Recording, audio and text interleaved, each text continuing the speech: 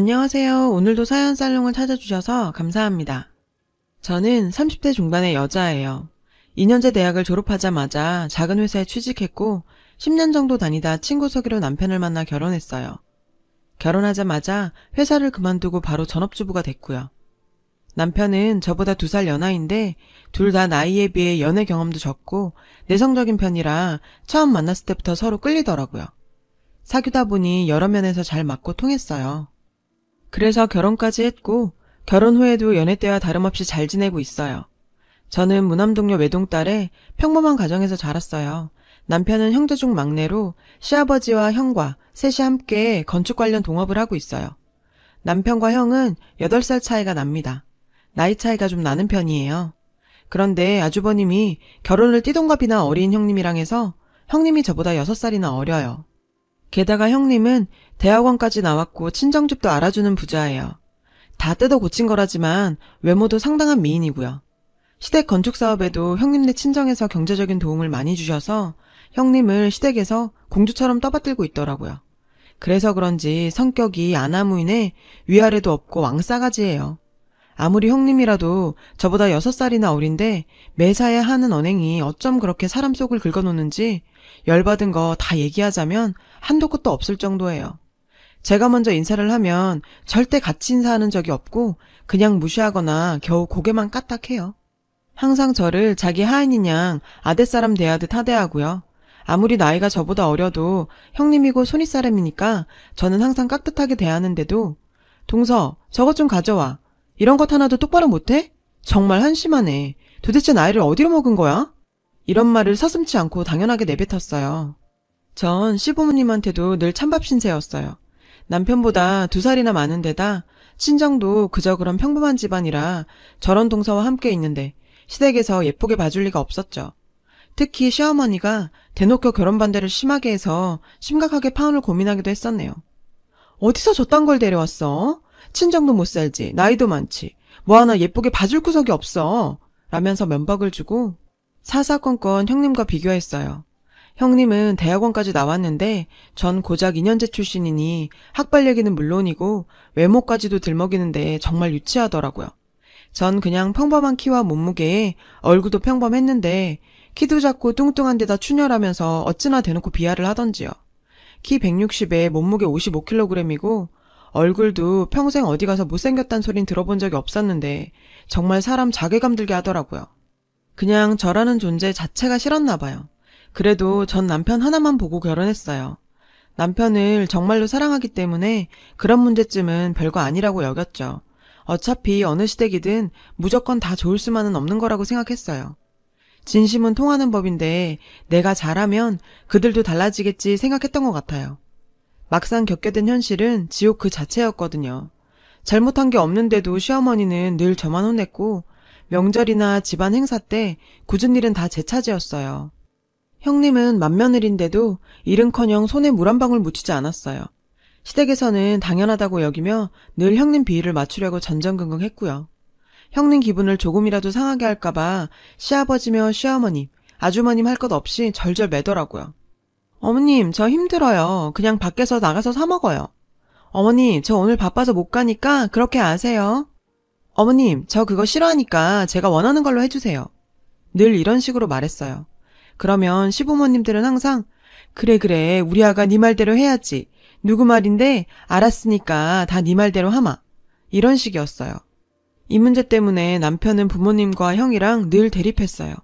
전 괜한 분란 일으킬까봐 항상 말렸고요. 시댁이랑 같이 사업을 하고 있기 때문에 사이가 나빠지면 저희 손해였거든요. 저도 생각 같아선 시부모님이든 형님네든 부당한 건 다 따지고 싶었지만 먹고 살아야 했기에 막상 그런다는 건 말처럼 쉬운 일이 아니더라고요. 가장 참기 힘든 건 저희 친정까지 들먹이며 욕하는 거였는데 저희 친정이 잘 살지 못해서 사업에 도움을 못 준다며 저랑 친정을 늘 싸잡아 비난했어요. 아휴, 내 팔자야. 거지 같은 친정에서 뭘 보고 컸겠어. 그리고 니네 친정은 어쩜 그렇게 염치가 없어? 나이도 많고 하자 많은 딸 보내놓고 사돈 사업에 10원 한 장 안 보태는 게 말이 돼? 다른 집 며느리네 친정들은 얼마나 사돈집한테 잘한다는데 너도 눈이 있으면 네 형님 친정에서 하시는 것 좀 봐. 얼마나 경우 있고 통이 크신지. 남편과 동업하는 시댁 사업이 자금 때문에 어려울 때마다 형님 친정에서 도움을 주시니까 꼭 저희 친정이랑 비교를 하며 욕을 하셨어요. 전 제발 어디서 돈다발이 뚝 떨어져서 시댁이랑 분리해서 나와 우리 사업을 하고 시댁과 연 끊을 날만 꿈꿨죠. 그놈의 돈이 뭐길래 사람을 이렇게나 비쳐먹어 초라하게 만드는 건지 가슴에 한이 맺히더라고요. 그러던 어느 날이었어요. 시어머니가 연락을 해와선 곧 형님 생일이니 저보고 시댁에 와서 형님 생일상을 차리라고 하더라고요. 식구라고 해봐야 시부모님과 형님네랑 우리 다 해서 6명 뿐이라 못할 것도 없었고 명절이나 생신 제사도 제가 다 도맡아 했기 때문에 그리 어려운 일도 아니었어요. 일이야 하면 됐지만 대놓고 형님과 차별하고 무시당할 생각을 하니 그게 더 신경 쓰이더라고요. 그래도 안 할 수는 없어서 형님 좋아하는 거 위주로 장을 봐서 생일상을 차렸어요. 시댁 식구들 모두가 다 시댁에 모였어요. 형님 선물로 명품은 아니어도 신경 써서 스카프도 사고 케이크도 준비했어요. 시부모님은 형님 옆에 앉아 딸보다 더 귀하게 여기시면서 예뻐서 어쩔 줄 몰라 하더라고요. 그 모습을 보고 있자니 솔직히 인간적으로 참 부러웠어요. 부모 잘 만나 많이 배우고 예쁜 데다 부자이기까지 하니 시부모한테 저렇게 사랑받고 대접받는구나 하면서요. 그런 생각이 없다가도 괜히 평범한 저희 친정이 원망스러워지더라고요. 그러고 있는데 형님이 갈비찜 하나를 집어 먹더니 갑자기 인상을 확 쓰면서 고기가 왜 이리 질기고 짜? 요새 누가 이렇게 음식을 짜게 먹어? 잡채도 그렇고 음식간을 이딴 식으로 하면 어떻게 먹으란 거야? 하면서 음식 타박을 하기 시작했어요. 그랬더니 옆에 딱 붙어있던 시어머니가 저한테 소리를 지르더라고요. 으이그 할 줄 아는 거라고는 살림하고 음식하는 것밖에 없는 식충이 주제. 음식도 하나 제대로 못하니 도대체 이걸 먹으라고 한 거야? 일부러 이렇게 짜게 한 거지. 다른 날도 아니고 큰애 생일인데 네가 다 망칠 셈이야? 뭐해? 빨리 가서 새로 만들어 오지 않고. 너무 황당하더라고요. 저번 시댁 모임 때는 형님이 싱겁다고 타박을 해서 이번엔 좀 더 신경 써서 간을 세게 한 건데 그렇다고 못 먹을 정도로 짠 것도 아니었어요. 다들 맛있게 잘 먹어놓고 형님이 그 소리 했다고 난리를 치니 눈물이 다 날 것 같더라고요. 남편이 더 이상 못 참고 한마디 했어요. 엄마, 제발 그만 좀 하세요. 맛있기만 하구만. 왜 자꾸 음식 갖고 트집을 잡으세요? 이 사람이 이거 혼자서 다 준비하느라 며칠을 고생했는 줄 아세요? 그랬더니 아주버님이 질세라 화를 내면서 따지네요. 이게 어디서 큰 소리야? 내 입에도 짰어. 그 정도 말도 못해? 그랬더니 남편도 지지 않고 따졌어요. 매번 이런 식이니까 그렇지. 일부러 흠잡으려는 것처럼 한두 번이 아니잖아. 그랬더니 형님 얼굴이 빨개져서 말하기를 어머 도련님 그게 무슨 말씀이세요? 그럼 제가 일부러 그런다는 거예요? 그럼 아닌가요? 애도 아니고 매번 그렇게 음식 갖고 투정을 부려요. 그럼 직접 만들던가요. 음식 하나 제대로 해본 적 있어요? 형수님은 이 집 며느리 아니에요? 남편이 든든하게 바른말을 하면서 따져주니 정말 고맙더라고요. 갑자기 시아버지가 나서서 남편을 욕하기 시작했어요. 그만하지 못해? 어디 어른 앞에서 형수 생일날 형하고 형수한테 대들어? 어디서 배워먹은 버르장머리야? 시아버지까지 나서서 분위기가 너무 안 좋아졌어요. 그래서 제가 나설 수밖에 없었죠. 한다고 했는데 간이 좀 셌나 봐요. 다음부턴 잘 맞춰서 할게요. 죄송해요. 라고 사과했더니 남편이 잘못한 거 없는데 왜 사과하냐고 펄쩍 뛰었어요. 갑자기 형님이 제가 선물한 스카프를 뜯더니 아우 촌스러워. 요새 이런 걸 누가 메고 다녀? 이걸 진짜 나보고 하라고 사온 거야? 나 이딴 거 안 하니까 동서나 가져가서 해. 하면서 제 앞으로 던지고는 아버님 어머님 저희 그만 일어날게요. 친정부모님이 생일 선물 사주신다고 백화점 명품관으로 나오라셔서요. 쇼핑하고 부모님이랑 필드 나갈 거예요. 저 안 본 지 오래되셨다고 오늘만이라도 오래 보자시네요. 하면서 아주버님이랑 나갔어요. 시부모님은 미안해서 어쩔 줄을 몰라 하면서 배웅하고요. 그러면서 남편이랑 저한테 고래고래 고함을 치면서 다시는 형님네한테 대들지 말래요. 다시는 그럴 일 없습니다. 이딴 집구석이랑 영 끊을 거니까요. 사업도 다 손 떼고 나올 거니까 그렇게 아세요. 하면서 남편이 제 손 잡아 끌고 나왔어요. 저도 시부모들도 다 놀라서 아무 말도 못했어요. 남편은 평소에 말도 없는 편이고 이렇게까지 강하게 나온 건 처음이었거든요. 한편으론 속이 시원했어요. 그리고는 한동안 힘든 시간이 이어졌어요. 시작한 사업이 자본도 없고 시댁과 같이 일하다가 혼자 하기엔 부족하니 잘 될 수가 없었거든요. 그래도 우리 둘 살림 허리띠 졸라매고 열심히 노력하면 좋은 날 오겠지 하면서 버텼고 시댁 인간들 꼴 안 보고 살아서 마음만은 천국이었어요. 그러던 어느 날 정말 거짓말 같은 일이 일어났어요. 저희 할아버지께서 아버지께 물려주셨던 지방에 별 볼 일 없던 산과 땅에 리조트 사업을 한다는 대기업한테 팔려서 친정집이 말 그대로 대박이 났거든요. 아직까지도 얼떨떨하고 믿기지 않는 일인데 정말 인생 끝까지 두고 볼 일이더라고요. 제가 늘 시댁에서 구박받는 걸 말 안 해도 눈치로 아셔서 미안해 하시던 부모님이 저희한테 크게 떼어주셨어요. 저희는 그걸 발판으로 사업을 확장시켜 나갔어요. 남편의 성실함과 합쳐져서 일이 잘 풀리려고 그랬는지 좋은 사람들만 만나고 하는 일마다 다 잘 되더라고요. 업계에서도 소문이 났고 알아주는 업체가 되었어요. 시댁도 같은 업계에 있으니 당연히 알게 됐죠. 자꾸만 시아버지랑 아주버님이 전화를 걸어오는 걸 남편이 안 받고 차단까지 해놨더라고요.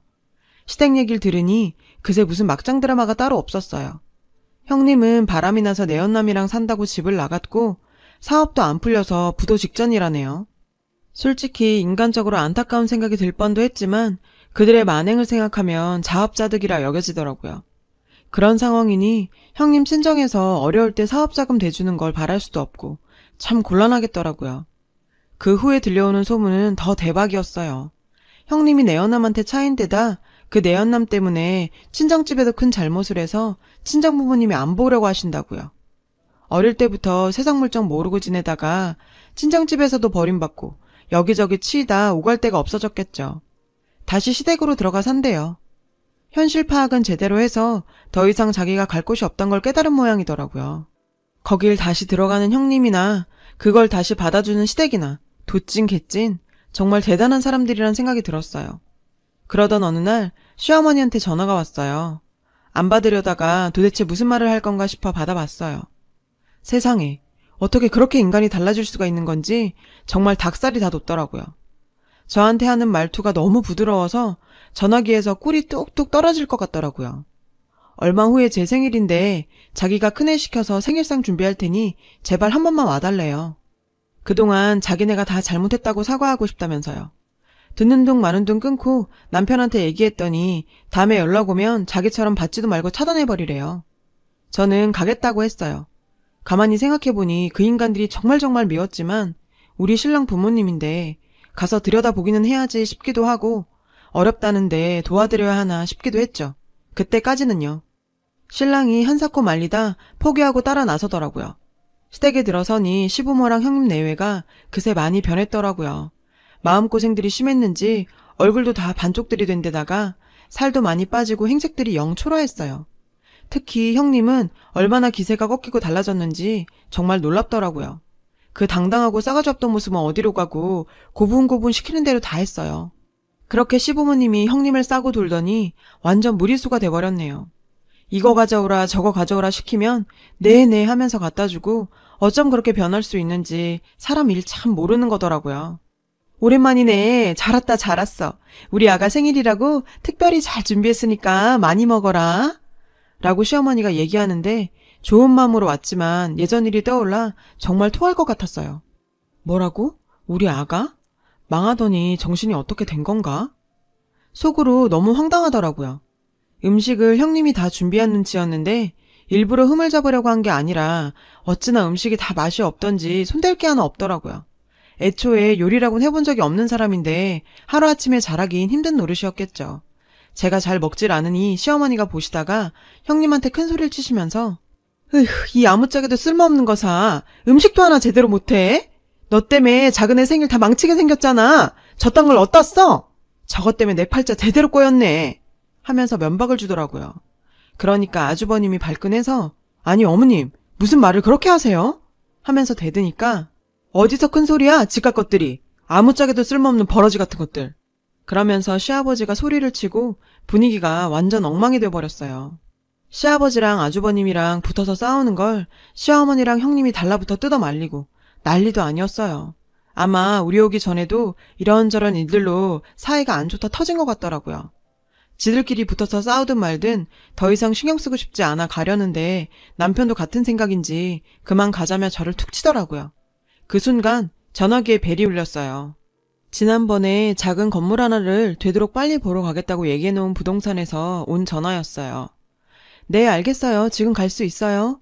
하고 전화를 끊었죠. 어머님이 물으시더라고요. 어딜 간다는 거니? 아, 보러 갈 건물이 하나 있는데 오늘 시간이 맞춰져서요. 얘기들 나누세요. 여보, 그저께 얘기한 거기야. 얼른 가보자. 그래, 한번 보자. 그리고 나가서 맛있는 거 먹자. 그러고 남편이랑 나오려는데 시어머니가 애원을 하며 붙잡더라고요. 자기네 사업 도와달라고 하려 했던 모양인데 말도 못 꺼내보고 보내려니 아쉬웠나 봐요. 아가, 우리가 다 잘못했다. 그땐 다 정신이 어떻게 됐었나 봐. 우리한테 둘째네 너희밖에 없어. 앞으로 우리가 정말 잘할 테니 한 번만 봐주고 예전처럼 지내면 안 될까? 얼마나 후회했는지 몰라. 너희들 그리워서 한동안 밤잠도 제대로 못 잤어. 라며 먹 같은 소리를 늘어놓더라고요. 어이가 없어서 상대도 안 하고 뒤도 안 보고 나오려는데 형님이 선물을 내밀었어요. 풀어보니 명품 파우치더라고요. 마음만 받을게요. 전 이런 거 안 들어요. 제 취향이 아니라서. 라며 던져주고 나왔어요. 그러곤 또 왜 그런 걸 샀냐고 자기들끼리 또 싸움이 나서 난리였고요. 그걸 보고 있자니 얼마나 꼴불견의 진상들인지 정말. 살면서 돈이 다가 아닌데 돈 있으면 아부하고 돈 없으면 무시하고 예전과 조금은 다르겠지라는 마음에 온 건데 참 씁쓸했습니다. 얼마나 더 당해야 정신을 차릴런지요. 나이만 먹었다고 다 어른이 아니란 걸 그 사람들을 보고 제대로 깨달았네요. 그들은 그들 나름대로 잘 살고 있으니 저도 남편과 나름으로 더 열심히 살아봐야겠습니다. 제 얘기를 들어주셔서 고맙습니다. 여러분, 사연 댓글에 응원과 현명한 조언 부탁드려요. 좋아요와 구독은 저에게 큰 힘이 됩니다. 오늘도 좋은 일 가득하세요.